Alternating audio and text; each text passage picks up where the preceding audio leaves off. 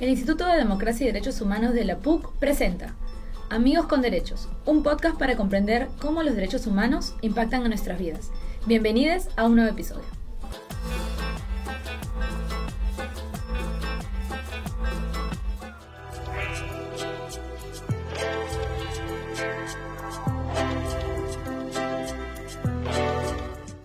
Después de 2 años de trabajo, el 28 de agosto de 2003, la Comisión de la Verdad y Reconciliación del Perú, CBR, entregó su informe final al presidente de la República y a los jefes de los otros poderes del Estado.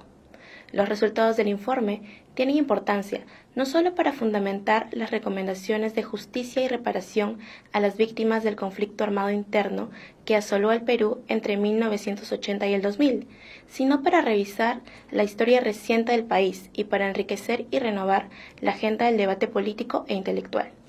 El trabajo de la CBR constituye el mayor esfuerzo realizado en el Perú en el campo de la defensa y promoción de los derechos humanos. Al mismo tiempo, su informe final y todo el ingente acervo documental que le da sustento constituyen un valioso repositorio que puede servir no solo para avanzar hacia los objetivos de la justicia, reparación y prevención señalados en su mandato, sino también para una relectura de la historia reciente del Perú. Por ello, resulta urgente promover un debate público sobre los resultados del informe final de la CBR. Repensar las recomendaciones del informe requiere, entonces, de la puesta en marcha de políticas públicas que permiten una reforma integral del sistema educativo y del sistema de administración de justicia. Al mismo tiempo, requiere del compromiso ciudadano que defienda, promueva y afiance la institucionalidad democrática. Hola, ¿qué tal? Bienvenidas y bienvenidos todos nuestros oyentes aquí al podcast Amigos con Derechos, un podcast para entender cómo los derechos humanos impactan en nuestras vidas. Yo soy Katy Subirano, soy periodista y soy su anfitriona en esta temporada. Y bueno, el episodio de hoy es un episodio muy importante. Creo que siempre digo esto, pero es porque los derechos humanos no es un tema que normalmente ocupe las portadas de los diarios, pero sí es un tema del que vale hablar cada vez que es posible, cada vez que tenemos una tribuna. Y el día de hoy pues tocamos un tema importantísimo que es el tema de la memoria. ¿A raíz de qué? Del 16 aniversario de la entrega del informe de la CBR. Para esto tenemos a dos personas que conocen muy bien que han analizado muy bien el impacto del informe de la CBR, e incluso una de ellas ha participado en la elaboración del informe. Me refiero a Sofía Májara, ella es socióloga y excomisionada de la CBR. Sofía, muchas gracias por estar con nosotros hoy día. Encantada. Y tenemos a David Sulmón, él es profesor principal de Sociología y Ciencia Política de la PUC. David, muchísimas gracias. Buenos días, gracias. También en el informe, ¿no? Sí. También estuvo involucrado en el informe. Creo que buena parte de la PUC estuvo, ¿no?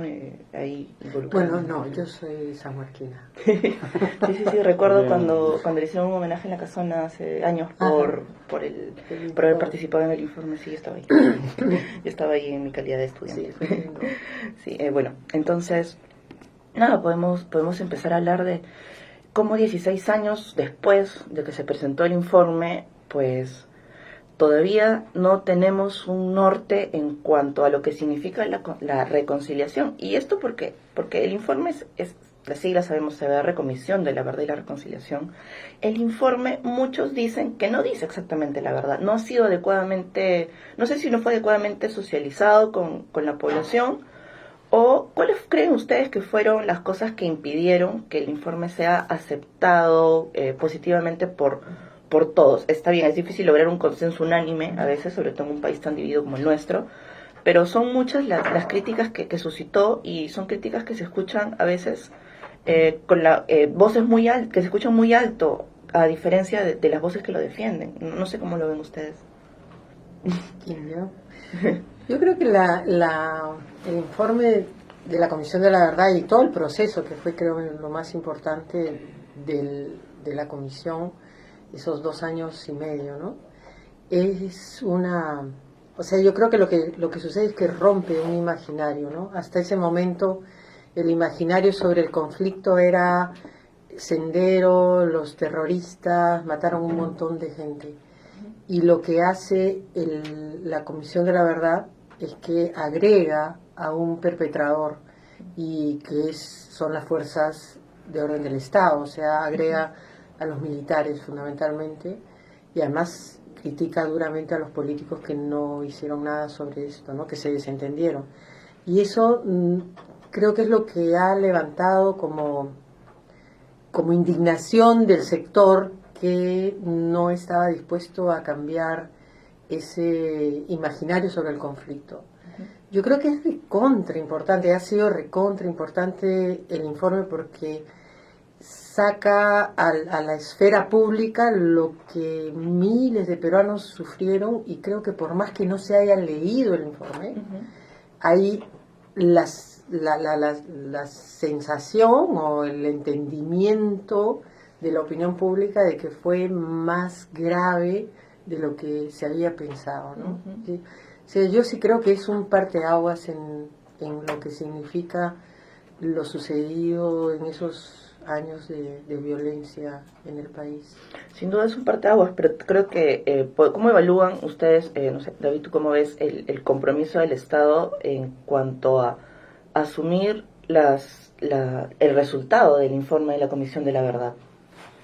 Bueno, yo creo que no es de extrañar que el informe cause controversia, porque es un informe que señala responsabilidades de actores con poder en nuestra sociedad, ¿no? Instituciones como las Fuerzas Armadas, autoridades eclesiásticas y básicamente casi toda la clase política de la década de los 80 y los 90. Y varios de estos actores han adquirido o retomado poder político en los años posteriores a la publicación del informe, ¿no? En 2006 Alan García fue elegido presidente. En dos elecciones Keiko Fujimori, el fujimorismo, ha pasado a segunda vuelta y ha controlado el Congreso en este periodo. Entonces, el informe molesta mucho a actores muy poderosos, ¿no? Entonces, y que han readquirido poder luego de la transición democrática del año 2000. El año 2000 creo que fue una ventana, 2000, 2001, 2003, fue una ventana de oportunidad muy estrecha que permitió esta experiencia de la Comisión de la Verdad. Cuando el informe salió, las encuestas que se hicieron en esa época mostraban un apoyo mayoritario de la población y de la opinión pública a las conclusiones, en ese sentido que Sofía mencionaba, de que efectivamente había una percepción que se fue corroborando conforme se produjeron las evidencias que están ahí, de que lo que sucedió fue mucho más grave de lo que se pensaba y que afectó a poblaciones que eran ignoradas por parte de gran parte de la sociedad. Ahora, el Estado, ¿cómo ha reaccionado al informe? Creo que ha reaccionado de manera diversa. Hay avances en ciertas cosas, hay retrocesos en otras cosas, hay muchas cosas que se deben a una falta de voluntad política, hay otras cosas que tienen que ver con, son instituciones, entidades del Estado que han asumido, funciones en términos burocráticos, es decir, han comenzado, hay que hacer un registro nacional de víctimas, se crea una institución y hacen eso, hay un programa de reparaciones, se crea eso y hacen eso, ¿no? Entonces cumplen ciertas funciones. Hay el Poder Judicial que juzga casos, pero hay una falta estructural de recursos que hace que muchas cosas no avancen en el ritmo suficiente, y sobre todo no hay un apoyo político, un actor político que impulse con una voluntad política clara varias cosas, ¿no? A pesar de ello tenemos un lugar de la memoria, tenemos un registro de víctimas, tenemos algunas políticas de reparaciones. Entonces es un vaso, no voy a decir medio lleno, medio vacío, quizás está un poco más vacío que lleno, pero hay cosas que se han movido, ¿no? Entonces, y eso creo que es importante rescatar. Yo creo que es interesante cuando critican, o sea, los temas de los que se agarran, los que no les gusta, lo que presentó la Comisión de la Verdad. Uno, por ejemplo, es el título, ¿no? Del periodo, el conflicto armado interno. Y dice, pero ¿qué demonios? ¿Por qué no les gusta el conflicto armado interno? Porque es la cosa más neutra que se puede encontrar. O sea, hay un conflicto y no le estás poniendo ningún tipo de adjetivación ni de connotación de interpretación política. Y sin embargo, las personas que se oponen al título y además hacen una cuestión de Estado en los textos escolares y todo lo demás, crean comisiones sobre eso, es porque es neutro. Y entonces no se acepta la neutralidad frente a lo que ha sucedido en el país. O sea, es más o menos o estás conmigo o estás contra mí. Entonces no admiten una neutralidad frente a lo sucedido en este país. Lo que pasa es que califican esa neutralidad como tibieza frente al terrorismo. No, por eso. O sea, si no estás conmigo, estás contra mí. Entonces la neutralidad no es aceptada. Y solo para terminar la idea es la otra que tiene que tenerse claridad frente a la misión recibida por la Comisión de la Verdad, es que su enfoque era desde las víctimas. Entonces, si tú te pones en los zapatos de las víctimas, la Comisión de la Verdad señala las violaciones, registra las violaciones que se perpetraron y presenta a los perpetradores, pero los perpetradores están en el mismo nivel. Entonces tú tienes perpetradores de Sendero Luminoso, del MRTA y de las fuerzas del orden del Estado. Eso tampoco es aceptable. O sea, desde los zapatos de la víctima tampoco se entiende que puedas haber puesto a todos en el mismo nivel de perpetrador. Creo que ese es el otro tema que no es aceptado, ¿no? Sí, yo creo que efectivamente yo usaría en vez de neutralidad objetividad, ¿no? El informe como trabajo de investigación busca tener una mirada objetiva y no es neutro en el sentido de que los estándares con los cuales se juzga lo que sucedió son estándares vinculados a ideales ciudadanos, ideales de una república igualitaria, de respeto de derechos humanos. Entonces, la neutralidad está en no tomar partido por un lado u otro. En ese sentido, obviamente, Sofía tiene toda la razón. Hay una mirada, es un trabajo de investigación, por lo tanto exige un enfoque metodológico objetivo, pero, y eso también está muy claro desde la introducción hasta las conclusiones del informe, no hay una mirada digamos, de fuera del país o de fuera de ciertos principios éticos con los cuales se mira este proceso. Entonces, y el propio término de reconciliación que construye la Comisión de la Verdad no es una reconciliación de volverse amigos, sino es una reconciliación donde se exige al Estado y a la sociedad profundizar una construcción de una ciudadanía igualitaria y justa. Entonces, hay un estándar ético y moral del cual se juzga lo sucedido, y como dice Sofía, sobre el cual casi todos los actores con cierto poder en la década de los 80 y 90 salen jalados, ¿no? Entonces por eso fastidia a mucha gente, y que gente que tiene poder, ¿no? Entonces eso es claro, y como esta gente que tiene poder sigue dando vueltas en las cúpulas de poder, yo creo que sí hay un tema que me parece, me importa mucho que ustedes analicen, que es el tema de los compromisos que asumió el Estado y cómo los está cumpliendo. Por ejemplo, hay un lugar de la memoria, sí, pero no está, o sea, no es un lugar precisamente muy accesible, está como que un poco escondido. Últimamente ha tomado cierto mayor protagonismo, pero al inicio se estaba tratando como que de arrinconar el tema, ¿no? Es el tema, el ojo que llora está en medio del campo de Marte y está cercado, o sea, es imposible llegar ahí sin preguntar, sin estar, o sea, una persona que va al campo de Marte no sabe si no sé, va con sus hijos de repente a pasear, a respirar un poco de aire puro. Si no está interesada, no se va a cruzar con el ojo que llora, ¿no? Y el ojo que llora también ha sido víctima de muchos ataques, qué sé yo, o la política de reparaciones. Es una política que se está dando, pero que no suele ser visible tampoco, ¿no? O sea, hay un órgano que se ocupa, tal, ¿no? Pero pasa siempre, me da la impresión de que pasa por un segundo plano. No sé cómo lo ven ustedes, de repente estoy siendo muy pesimista. No, de hecho yo creo que no está en la agenda política la reparación o las recomendaciones que dejó la Comisión de la Verdad. No estaba tampoco la creación de la Comisión de la Verdad en la agenda del 2000, cuando se planteó la recuperación de la democracia. Más fue una demanda ciudadana que la agenda política. Entonces, no estamos en el centro, y cuando hablamos, o sea, se mantiene como un tema marginal para muchos sectores de la población, pero que ha tenido avances porque hay un grupo de la sociedad que sigue muy activo, hay organizaciones de víctimas que están detrás. Y yo creo que el Estado, como decía David, ¿no? El Estado no ha dejado, no, o sea, no se ha puesto de espaldas. O sea, después de la Comisión de la Verdad se dieron varias leyes muy importantes, por ejemplo la de desplazados, que se había desconocido que era una violación de derechos humanos. Fue lo primero que se dio apenas se presentó el informe, la ley de reparaciones, la ley de ausencia por desaparición para el nuevo registro para los desaparecidos.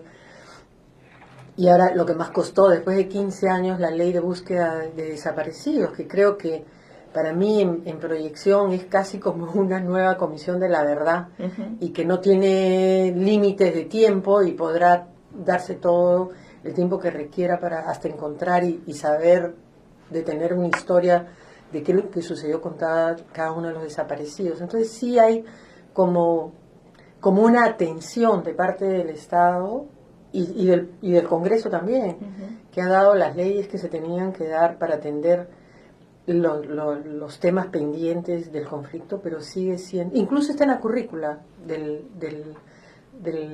los colegios, pero sigue siendo un tema marginal, ¿no? Totalmente. Sí, es un tema que no está en las prioridades de la agenda política y tampoco de la agenda ciudadana. Yo creo que eso hay que reconocerlo también, salvo obviamente de las víctimas o sus familiares que siguen experimentando las secuelas del conflicto.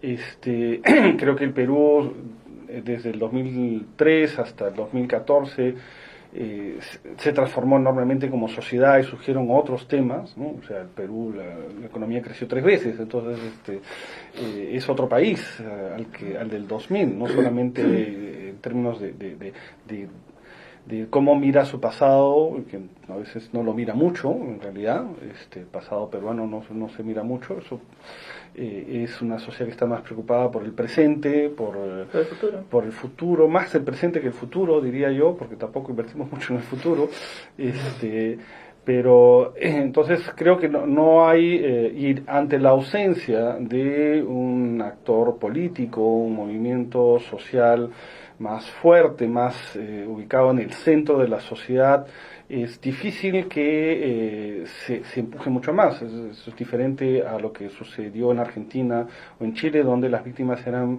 sectores de la clase media, que participan en partidos políticos que han estado en el poder, en la concertación en Chile, etcétera, ¿no? Entonces más nos parecemos quizá un poco a Guatemala, donde ha experimentado un proceso similar y tiene muchos de los problemas que tenemos nosotros frente al tema de la memoria, ¿no? Yo te digo una cosa bien importante, son los procesos judiciales. Y los procesos judiciales, por supuesto que si es que te pones en el sombrero del abogado o el litigante, siempre te va a decir que falta mucho más. Pero hay sentencias judiciales que son históricas y que confirman los patrones de violaciones a los derechos humanos que señaló la Comisión de la Verdad. Vamos a una pausa y regresamos con ese tema que es muy importante.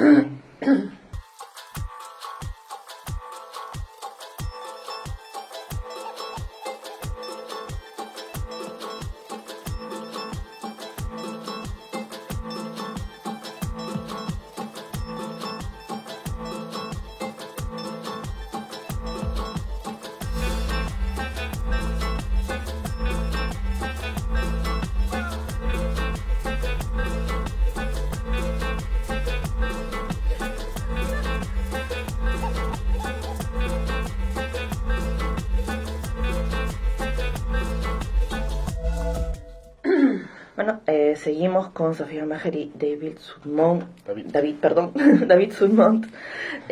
Estábamos hablando antes de la pausa del tema de la justicia, ¿no? Del tema de los procesos judiciales que sí, pues son un reflejo de cuánto todavía queda por hacer y de cuánto también se está haciendo, ¿no? Cuántas personas están empujando el tema, por ejemplo, los casos de Mantevilca.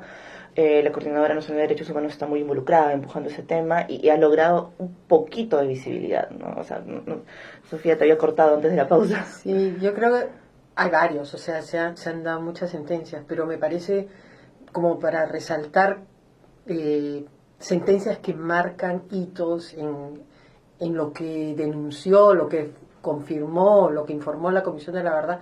La primera es la de Cabitos, que confirma el patrón de la desaparición. Un segundo sentencia que me parece importantísima es la de Ajumarca. La de Ajumarca con Telmo Hurtado, creo que es el juicio donde se cambia una narrativa de oficiales del ejército y que donde el teniente en ese entonces señala que recibió órdenes y que era parte de un aparato y que no es loco como se le había pretendido. O sea, es una nueva narrativa, me parece súper importante. Y el tercero es el que mencionas de Manta y Vilca, que ha llegado a juicio oral. Claro, ahora se ha vuelto al inicio, pero es el primer proceso judicial que se inicia sobre violación sexual masiva durante el conflicto. Yo creo que son como 3... Bueno, y el juicio de Fujimori, que también confirma todos los patrones del grupo Colín y todo lo que se señaló y se documentó durante los 90s, y el uso de la terminología de terrorista que se sigue usando hasta el día de hoy, ¿no? O sea, por cualquier cosa te acusan de proterruco y como, o sea, se sigue usando políticamente eso. Pero te das cuenta, creo que los procesos judiciales, algunos de ellos son de una importancia tremenda que solo confirman fácticamente lo que señaló la Comisión de la Verdad. Y creo que también es importante tomar en cuenta que una vez que se echa a andar esta rueda de la justicia, de precedentes judiciales, de un aparato, un sistema legislativo y también una especie de filosofía jurisprudencial que ampara esto, esto no termina, ¿no? Entonces, en algún momento puede aparecer un precedente, un caso, una prueba, y el caso se abre. Hace unos años hubo un precedente que cambió la forma en cómo los alemanes juzgaban a los soldados de la SS, y un soldado que estuvo en Auschwitz, que lo dejaron libre porque era un administrador, fue condenado por cómplice de genocidio, y el pata tenía 90 años. Ustedes pasaron casi 70 años para que finalmente una precedente judicial lo alcance. En España estamos viendo también cómo hay cosas vinculadas a la guerra civil que se están abriendo. En Chile todavía hay cosas, y eso que las violaciones en Chile ocurrieron 10 años o 15 años antes que en el caso peruano, en Argentina. Es decir, hay una vez que se pone en marcha y la justicia funciona en términos de precedentes, de un sistema que a veces es un sistema impersonal, pero es la lógica de eso justamente, los procesos pueden ir abriéndose. O sea, se crea una herramienta para la sociedad para luchar contra la impunidad, y creo que eso sí es algo que va a ser muy difícil de detener, ¿no? Y no lo van a poder detener. Yo te digo, otra entrada también es, después del informe de la Comisión de la Verdad, la cantidad de novelas que se han escrito, películas que se han producido. Solo en la Católica hay más, en el lugar de la memoria, en el Centro de Documentación, están haciendo un trabajo de recopilar todas las tesis que se están realizando en San Marcos, en Católica y en la Universidad de Huamanga. Y solo en la Católica hay más de 90 tesis de estudiantes de diferentes grados, de licenciatura, maestría, doctorado, que tienen como tema lo que sucedió durante el conflicto armado interno. Entonces, te das cuenta, o sea, la Comisión de la Verdad y lo que puso sobre la mesa, que tiene un momento, o sea, pone una cantidad de información que tiene que seguir siendo investigada, desarrollada, cuestionada, etcétera. Hay diferentes enfoques, pero ya no lo puedes parar, y creo que eso es algo importantísimo y que es irreversible. Lo importante, creo, es de qué manera la memoria, esa memoria que deja la Comisión de la Verdad en su informe final, sirve como herramienta para interpretar el presente y poder sacar lecciones. Yo creo que ahí está, no es solo recordar lo que sucedió, sino por qué esto sucedió y cuáles fueron los elementos que no se deberían volver a repetir en este país. Y yo creo que estamos. Yo sí me siento totalmente satisfecho, y supongo que David también, de lo que fue y lo que ha sido el aporte de la Comisión de la Verdad. Eso ya está, o sea, nadie lo puede cambiar. Para cerrar, David. Sí, yo creo que el informe, con las limitaciones que seguramente tiene y puede tener, es una herramienta, es muy potente, porque de verdad fue un trabajo objetivo, exhaustivo, hecho con los mejores instrumentos que se podían tener en ese momento. Y hasta ahora no conozco ningún trabajo serio que, si bien pueden corregirse ciertos detalles, etcétera, que digan, no, eso no fue así, o sea, las hipótesis de la comisión son totalmente falsas, etcétera. De repente se ajustan ciertos detalles sobre acá, y esto no se vio, esto sucedió más bien de esta manera que de otra manera, pero la narrativa general y los patrones centrales, y creo que las conclusiones centrales, más bien las nuevas investigaciones las reafirman, ¿no? Y creo que la otra cosa que también es importante tomar en cuenta es que la Comisión de la Verdad en el Perú también ha marcado un hito para proyectos posteriores a nivel internacional, no solamente como proceso político, sino también como trabajo de investigación y como modelo. Sofía y yo hemos asesorado varias comisiones. Sofía ha sido comisionada en otra comisión en las Islas Salomón, y digamos un referente central para este tipo de trabajos, de proyectos, ha sido siempre la Comisión de la Verdad del Perú, ¿no? Ok, muchísimas gracias a ambos por estar aquí el día de hoy. Esperamos contar con su presencia para un próximo programa. Y bueno, vamos a una pausa y regresamos.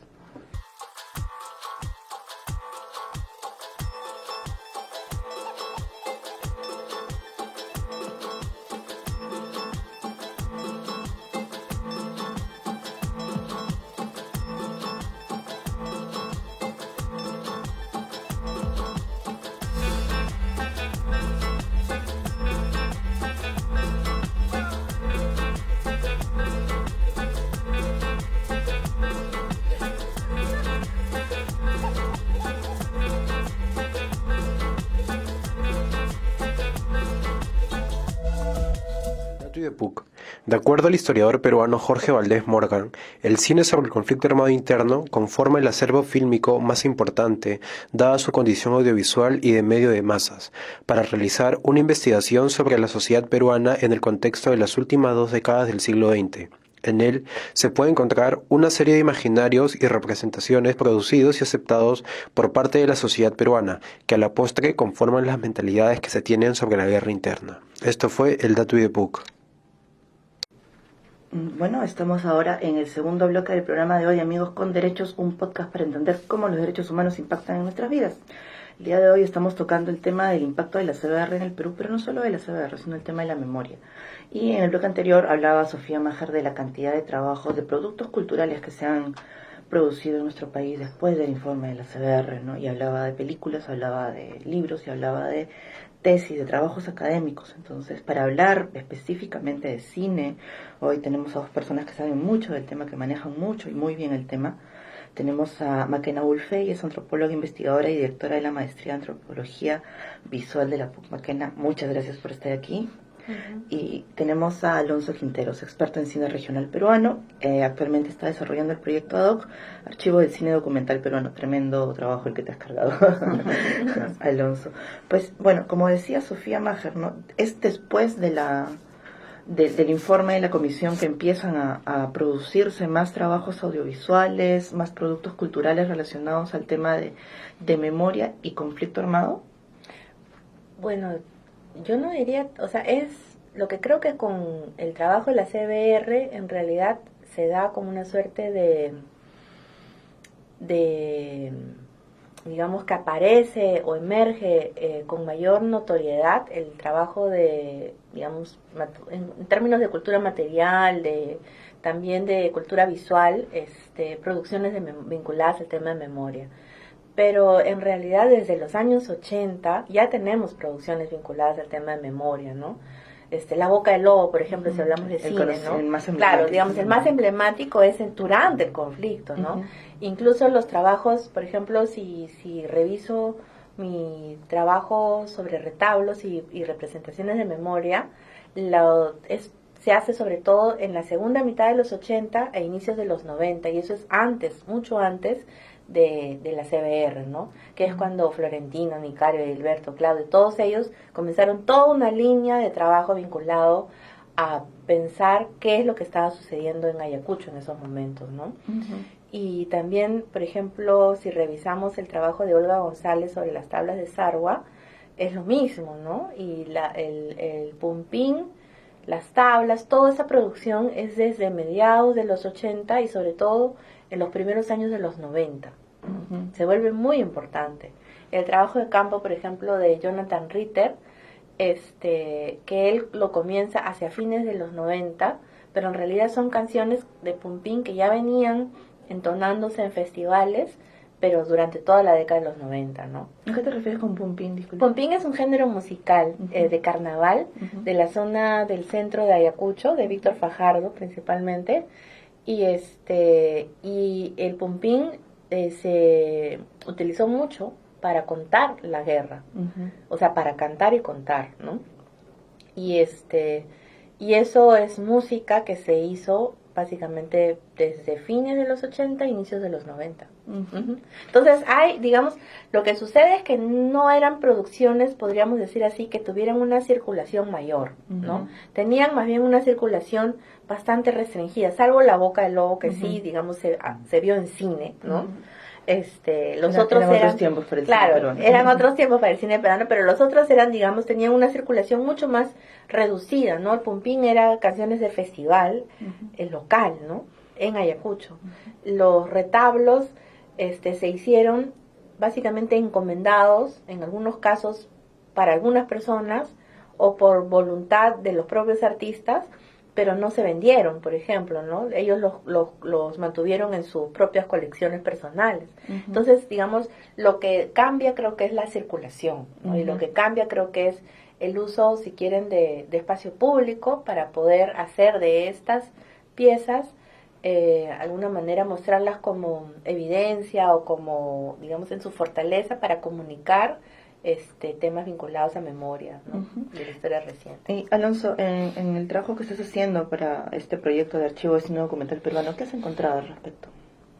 Bueno, hay una producción que también se ha dado desde tiempo, a partir del 2000, bastante en este caso, por ejemplo, el trabajo de Pablo Malek también sigue un poco esas producciones en ese lado. Pero yo iba a comentar sobre el cine ayacuchano, pero quizás voy primero por el caso del documental. Bueno, están todas las producciones que salen a partir, digamos, de los hallazgos de la CBR, en este caso, que son varias producciones, inclusive producciones hasta más grandes, como Estado de Miedo, en este caso, etcétera.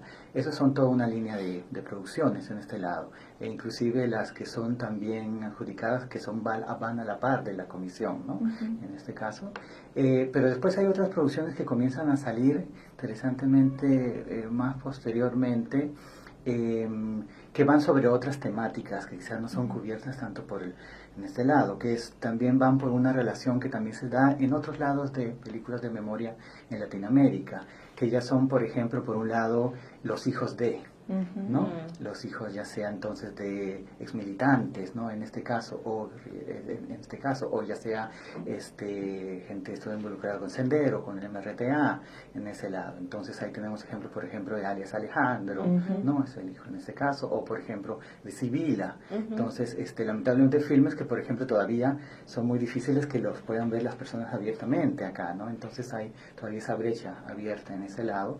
Y por el otro lado también varias otras producciones más recientes que comienzan a salir también por un lado más bien, digamos, más de lo que sería, claro, representado dentro del documentado del cine, de una aproximación más sensorial en este caso, más por cómo se experiencia la memoria en este caso. Entonces son producciones un poquito más pequeñas, como por ejemplo La Huella, o inclusive una producción que son de 2000 estudiantil en ese momento, ¿no? Pero es de un realizador, de un productor documental. O sea, en este caso, por ejemplo, Camino a Barbarie. Entonces, que utiliza, por ejemplo, material de archivo. Entonces, comienzan a utilizar formas del documental más contemporáneo que comienzan a salir, que no necesariamente se basan en algún caso en particular, sino más bien la experiencia, cómo se siente, digamos, por ejemplo, la experiencia de la revisión de por ejemplo, las vestimentas que recogen en este caso, que tienen que identificar los familiares de víctimas en este caso. Pero tengo la impresión, por lo que ustedes me dicen, que incluso La Boca del Lobo no es es una película donde lo fuerte está en la incertidumbre del soldado, que no sabe qué hacer en un contexto difícil, ¿no? No sabe qué hacer, donde no hay lo que me gusta de esos personajes es que no son el bueno y el malo, no son personajes multidimensionales que reaccionan de repente como no hubieran esperado reaccionar en algún momento, pero no es una película que aborda el conflicto desde una necesidad de explicarlo, o sea, más bien, mejor dicho, no la abordan desde una forma en la que la gente podría entender un poco más cómo funcionan estas dinámicas. De repente, o sea, no tiene por qué ser todo el cine pedagógico, ¿no? Pero creo que también se debe a que no se entendía muy bien todavía en ese momento qué es lo que pasaba, ¿no? Entonces, la CBR sí da más material, como tú dices, hay más documentales porque hay más material, ¿no?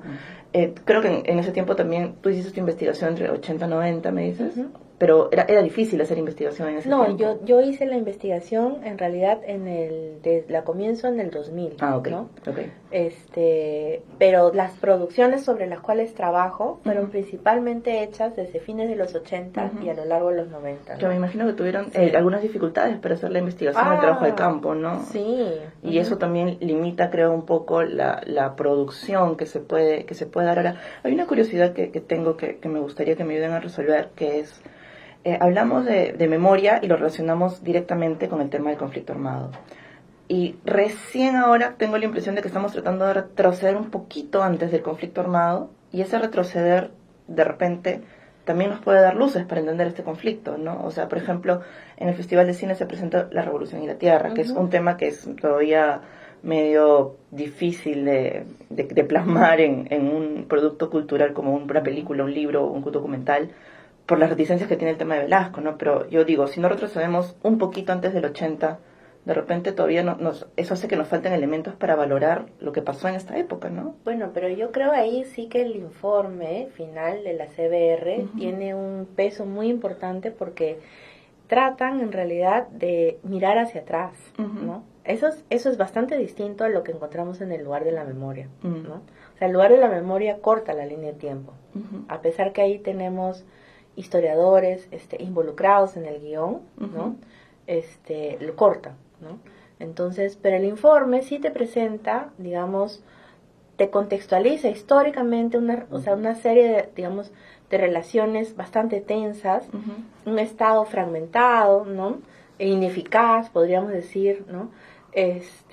Y por supuesto relaciones jerárquicas, racializadas y tensas entre el Estado y lo que serían sus poblaciones andinas, amazónicas, ¿no? O sea, eso sí, digamos, así comienza el informe, en realidad, que es parte de lo que a mí me parece siempre importante resaltar, ¿no? O sea, no es el evento que sucede de la nada, casi por generación espontánea. Claro, no vienen de Marte, ¿no? Sino que hay, digamos, situaciones que venían de mucho atrás, ¿no? Y que más bien te ayuda a entender eso, ¿no? La revolución en la tierra, ¿no? Te muestra también esa tensión, ¿no? O sea, la reforma agraria no sucede de la nada, sino que venía también de relaciones bastante largas, tensas. Ahora, lo otro bonito que hace, creo que ese documental, sí, no sé si se lo propusieron o no, pero es una suerte de reconocimiento al documental y al cine peruano que trabaja temas políticos y sociales, ¿no? Te da una ventana y te abre todo un abanico, ¿no? Que vuelves a mirar películas pues que ya las habías dejado atrás, ¿no? Vamos a una pequeña pausa, regresamos con la respuesta de Alonso en ese sentido.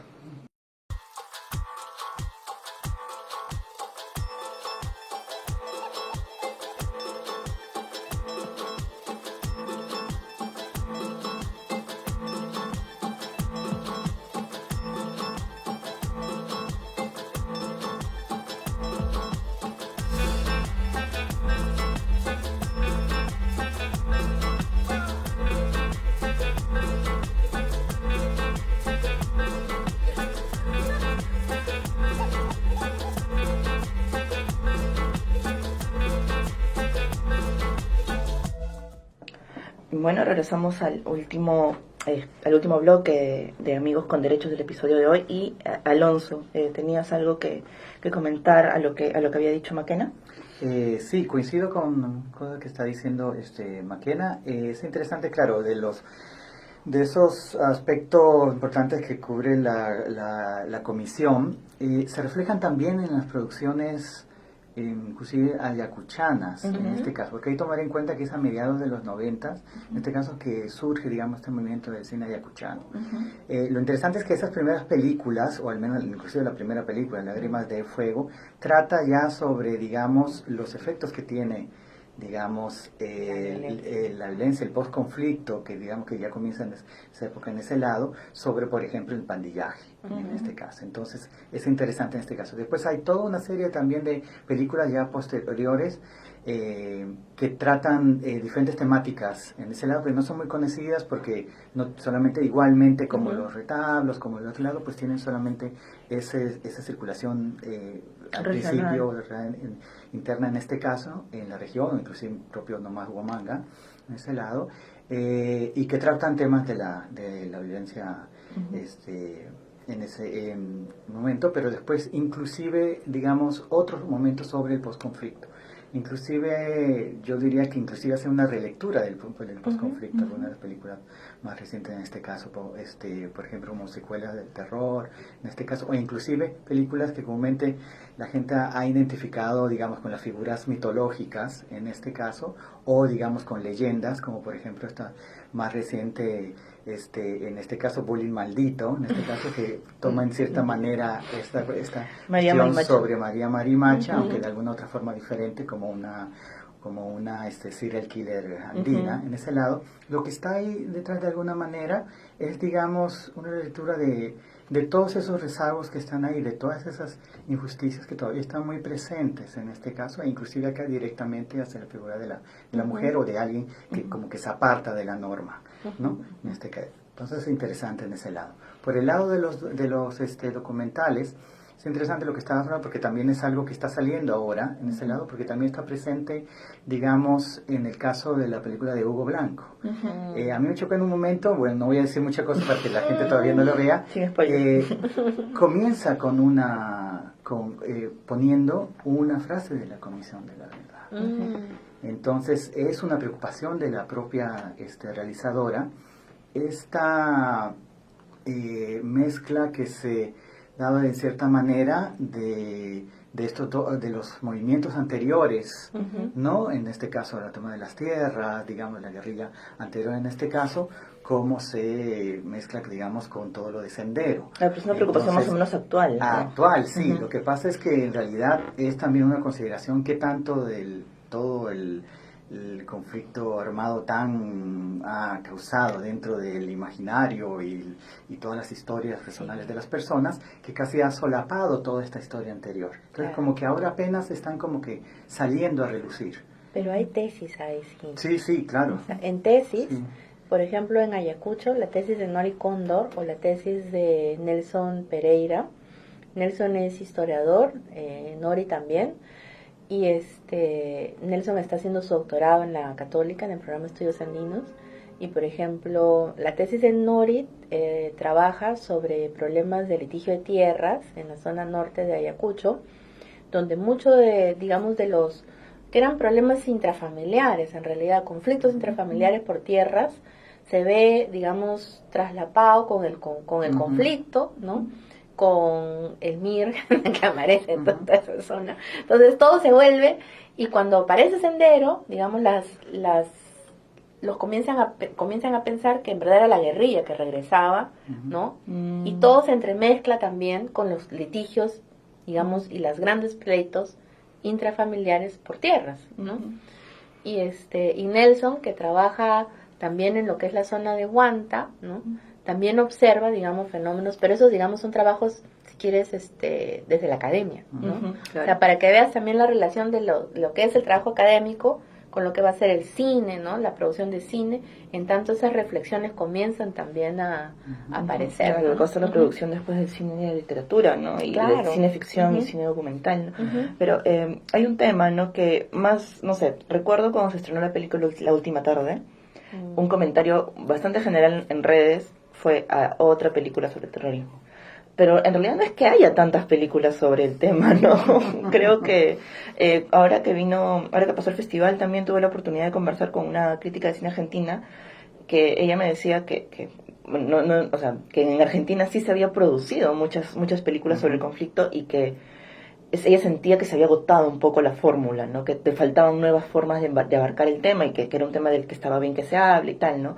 Y yo trataba de extrapolar eso para nosotros, ¿no? Nosotros, claro, tenemos una industria cinematográfica incipiente, no se puede llamar industria todavía, pero sí me choca un poco cuando salen algunas películas que hablan del tema, que digan otra película sobre el terrorismo, como que vamos, o sea, el cine peruano no es tan prolífico, ¿no? Pero sí creen que hace falta nuevas formas de abordaje de lo que ya hemos visto, de lo que hemos visto hasta ahora, o vamos por buen camino de repente. Bueno, a mí en realidad me parece más bien interesante, honestamente, que la ficción aborde el tema de la violencia, porque creo que la ficción permite decir cosas que a veces el testimonio no ha sido suficiente, ¿no? Y las nuevas generaciones más bien acuden al cine, ¿no? O sea, y eso me parece a mí, o sea, no los vemos leyendo el informe, no los vemos leyendo textos, si quieres, ¿no? Pero sí yendo al cine. Entonces, si hay que comunicar y hay que de alguna manera enseñar, entonces habría que empezar a encontrar fórmulas para la cual, digamos, comiencen también a entender qué es lo que ha pasado acá, ¿no? Y creo que ahí, digamos, el cine ayuda mucho, honestamente, ¿no? Sí, claro. Porque, bueno, no sé, los de la Feria Internacional del Libro dirán que leemos, pero yo que soy profesora sufro para que lean, o sea. Sí. Y profesora universitaria de pregrado y de posgrado, ¿no? Claro, o sea, sufro para que lean. Entonces ahí es donde, digamos, yo sí tengo mis reparos en ser tan positiva. Bueno, yo lo veo inclusive con estudiantes más jóvenes, no solamente en la católica, en ese lado, que en realidad, excepto por sus familiares, que en este caso conocen alguno que otro, pero no conocen muchos de los aspectos en este caso. Entonces apenas, por ejemplo, van al LUM y apenas conocen y ven una obra de teatro. Entonces yo ampliaría en ese lado que lo que se necesitaría, yo creo que son diferentes medios, diferentes formas, porque las historias están ahí. Yo lo digo por inclusive en el caso de, por ejemplo, de las propias películas de cine ayacuchano, no han salido todas las historias que están ahí. Yo sé de realizadores, por ejemplo, Luis Aguilar no ha podido hacer una película sobre una temática particular porque comienzan a ver, digamos, estas zonas más del mismo conflicto, más borrosas, más grises en este caso, que también están saliendo más bien por el lado de la literatura en este caso. Como hay personas dentro del conflicto que han ayudado a otras personas, o del otro lado, ¿no? En ese lado. Entonces comienza a ver todas estas historias que es mucho más complicado de los discursos más hegemónicos que se han incorporado, ¿no? En ese lado.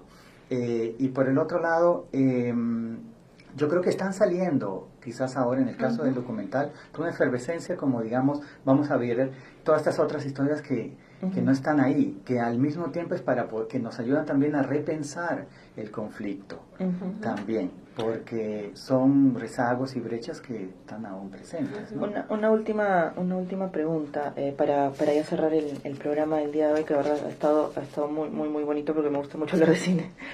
No, El cine, si bien como dice Maquena, es una cosa que llega a mucha gente, que es a lo que más, digamos, la gente acude, es más fácil que acude al cine que compre un libro.